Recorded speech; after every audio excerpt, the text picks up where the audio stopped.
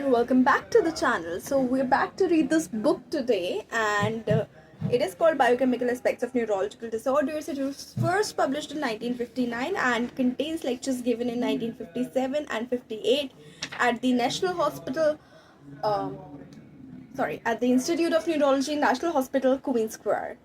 So today we will be beginning with the chapter called Clinical Features of Disorders of Copper Metabolism, and this chapter was authored by Mr. Reginald Kelly. तो author introduce करते हैं कि जब neurology एक separate discipline बना तो बहुत ही कम जानकारी थी अलग अलग कंडीशंस के बारे में, कौन सी of the hyperkinetic type, and बहुत ज़्यादा टेंडेंसी थी कि सारी कंडीशंस जो है एक ही ग्रुप में बना के एक हेडिंग के अंदर रख दें, क्योंकि जब भी कोई नई चीज़ डिस्कवर होती है उसके बाद डिस्कवर इन द सेंस कि कोई भी नई चीज़ जो है आप पॉइंट आउट करते हो तो उसके बारे में ज़्यादा सेग्रीगेशन आपको पता नहीं होता, इसलिए एक ही चीज़ ग्रुप में ग्रुप करने की टेंडेंसी थी। कुछ साल लगे डिफ्रेंसिएशन करने में between Korea, paralysis, agitans, which is in modern terms, if I'm not wrong, is known as Parkinson's disease and multiple sclerosis. इन सब में डिफ्रेंशिएट करने में काफ़ी समय लगा, कुछ साल लगे, और एवरी ईयर कोई ना कोई पेपर ऐसा होता था, ऐसा आता था जो डिस्क्राइब करता था एक या दो केसेस को ऑफ अ कंडीशन जो कि पहले रिकॉग्नाइज नहीं हुई है, उस समय नहीं रिकॉग्नाइज हुई थी, and I am talking till 1950s 40s ऐसे, क्योंकि 59 में ये बुक पहले पब्लिश हुई थी सबसे पहली बार।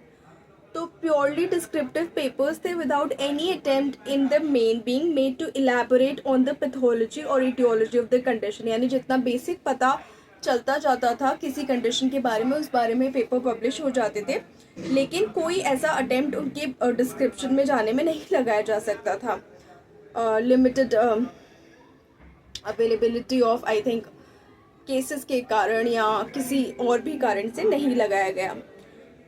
इतने सारे पेपर्स में एक 1883 में मिस्टर वेस्टफॉल ने पेपर पब्लिश किया था जिसमें उन्होंने डिस्क्राइब किया था दो पेशेंट्स को विद अ नर्वस डिसऑर्डर जो कि कैरेक्टराइज हो रहा था by tremors, difficulty in speech, slowness of movement and rigidity without nystagmus.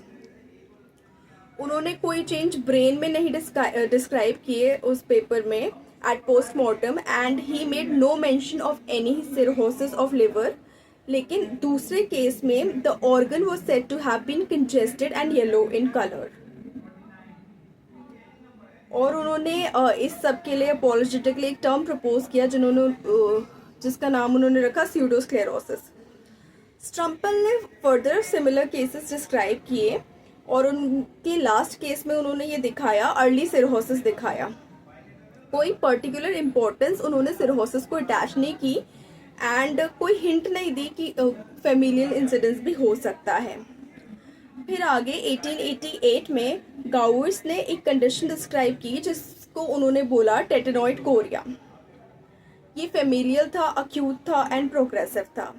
Characterise होता था generalise tonic spasms of extension and by a fixed smile. Cirrhosis था इस कंडीशन में और साथ साथ पायरेक्सिया भी था, लेकिन कोई सेरिब्रल पैथोलॉजी नोट नहीं की गई थी।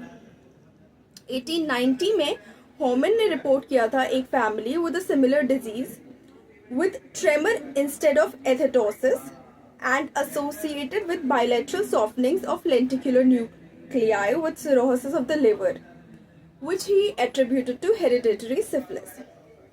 उसके बाद ऑर्मेरॉड ने 1890 में रिपोर्ट किया एक सिमिलर केस जो होमन ने रिपोर्ट किया था उससे similar case with identical pathological findings, लेकिन इसमें ऑर्मेरॉड ने स्ट्रेस किया for the first time the relationship between या the relationship of the cerebral disturbance to the cirrhosis of liver. पहली बार ये जो इसका रिलेशनशिप है वो लिस्ट किया गया।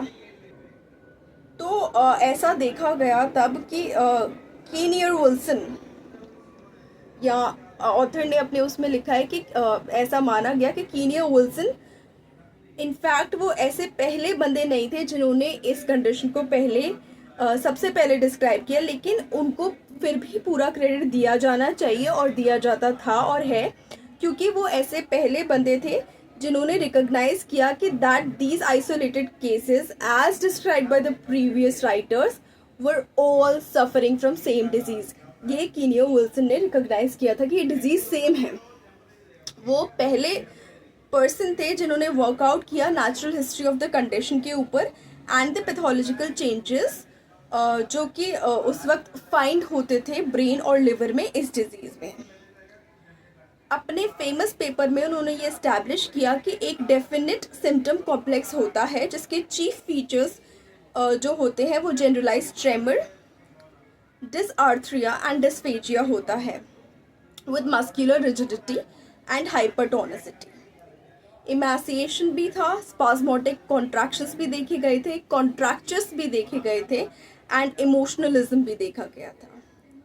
उन्होंने क्लेम किया, यानी मिस्टर विल्सन ने क्लेम किया कि ये इफेक्शन कंटिन्यू होता था और एक pure extrapyramidal motor disease form करता था। For in his cases there was no signs of pyramidal involvement. Wilson का जो ओरिजिनल डिस्क्रिप्शन था इस कंडीशन का, उन्होंने बहुत सारी चीज़ें ऐड की as far as knowledge is concern, symptomatology के बेसिस में और सीमियोलॉजी के बेसिस पे भी। Semiology means study of signs, verbal and non verbal signs जो होते हैं। और उन्होंने बहुत आसान बना दिया इस कंडीशन को रिकग्नाइज करना उन दिनों में, क्योंकि जो साइन था, the sign that was later recognised as being pathognomonic of the condition that is Kayser Fleischer ring, जिसके बारे में हम पहले भी डिस्कस कर चुके हैं, विच इज़ अ ब्राउन और greyish green or grayish green ring that appears to encircle the peripheral cornea overlying the iris। तो जो केसर फ्लीशर रिंग है, उन्होंने ये बताया लोगों को, ये पैथोग्नोमिक साइन बन गया। और उन्होंने रीसेंट रिकग्निशन उस समय के अकॉर्डिंग रीसेंट रिकग्निशन किया था बायोकेमिकल चेंजेस का that are particularly associated with this disease and only with this disease. Condition जो है उस वक्त इतनी कॉमन नहीं थी। बेस्ट और largest collection of cases were those collected by mister Lully. उनके पेशेंट्स में से 68 जो है मेल थे एंड 43 फीमेल थे। ऑनसेट जो एज था वो वेरी कर रहा था 11 एंड 25 ईयर्स के बीच में, और यंगेस्ट पेशेंट था 4 ईयर्स का एंड ओल्डेस्ट था 41 ईयर्स का। Extremes of durations of length of disease थी 1 महीने से 43 ईयर्स तक, इतने वेरी कर रही थी जो डिजीज का पूरा टाइम था। अगर ऑन द होल देखा जाए उस वक्त के अकॉर्डिंग तो डिजीज फेयरली रैपिडली प्रोग्रेसिव थी, लेकिन natural history running over years पाई जाती थी रादर देन मंथ्स। क्रॉनिक ज़्यादा थी। प्रीवियसली ये देखा गया था कि डिजीज़ में ये कैपेबिलिटी थी कि बहुत साल तक, मतलब बहुत सालों तक, बहुत महीनों तक स्टैटिक रहे, लेकिन जैसे जैसे ट्रीटमेंट आने लगे, मेथड ऑफ ट्रीटमेंट आने लगे, तो ये देखा गया कि रेमिशन में ज़्यादा केसेस मिले नहीं। मे बी क्योंकि ट्रीटमेंट आने लगा था तो इसलिए जो ऑलरेडी सफ़र कर रहे थे वो ज़्यादा दिखाने भी आने लगे डॉक्टर के पास। उस समय से, जिस समय से मिस्टर विल्सन ने ये डिज़ीज़ पहली बार रिकॉग्नाइज़ की थी, उस समय से ये देखा जाने लगा था कि इसमें फेमिलियल टेंडेंसी बहुत ज़्यादा थी, लेकिन हेरिडिटरी थी ऐसा कोई प्रूफ मिला नहीं था उस समय। और प्रीवियस मेडिकल हिस्ट्री बहुत सारे पेशेंट्स की देखने के बाद जो इफ़ेक्ट हुए थे, क्वाइट सर्टन लगा कि prior to the onset of the conditions patients जो है जनरली नॉर्मल होते हैं मेंटली और फिजिकली। उसके बाद कोई भी ऐसा none of the stigmata of dysgenesis, congenital malformations या एनोमलीज ऐसा कुछ भी नहीं मिला। और एविडेंस ज़्यादातर सपोर्ट करता था कि ये लिवर डिजीज़ जो है इसमें सेरिब्रल डिजीज़ से पहले होती है। बहुत सारे पेशेंट्स में ये रिपोर्ट किया गया कि liver disease occurred long before there were any symptoms और signs of nervous involvement.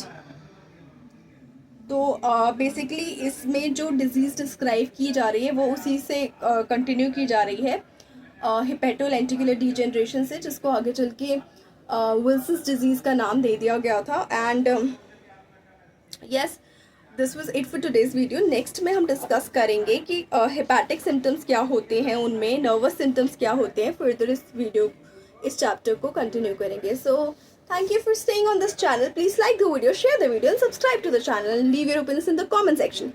Thank you so much. Take care. Bye bye.